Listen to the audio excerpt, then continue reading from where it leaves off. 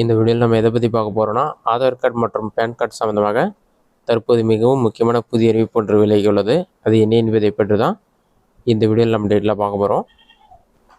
இந்திய குடிமக்கள் பரவலாக பயன்படுத்தும் ஆதார் அட்டை, பேன் கார்டு மற்றும் ரேஷன் கார்டு போன்ற அடையாள ஆவணங்கள் இந்திய குடியுரிமை நிரூபிக்கும் அதிகாரப்பூர்வ ஆவணங்கள் அல்ல என்று மத்திய அரசு தெளிவாக அறிவித்துள்ளது.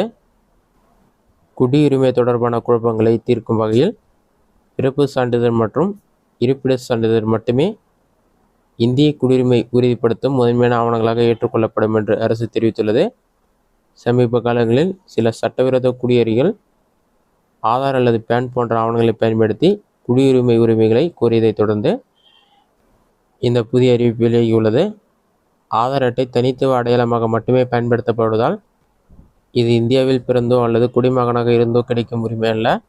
அதேபோல் பேன் கார்டு வருமான வரி தொடர்பான நிதி பரிவர்த்தனைக்காக மட்டுமே உள்ளது.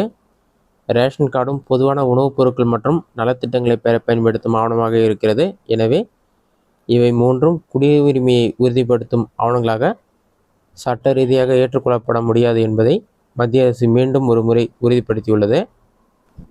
மாற்றாக 1969 பிறப்பு சான்றிதழ் சட்டத்தின் கீழ் வழங்கப்படும் பிறப்பு சான்றிதழும் மாநில அரசுகளால் வழங்கப்படும் இருப்பிட சான்றிதழ் மட்டுமே இந்திய குடியுரிமையை நிரூபிக்கும் அதிகாரப்பூர்வ ஆவணங்களாக மத்திய அரசு அறிவித்துள்ளது.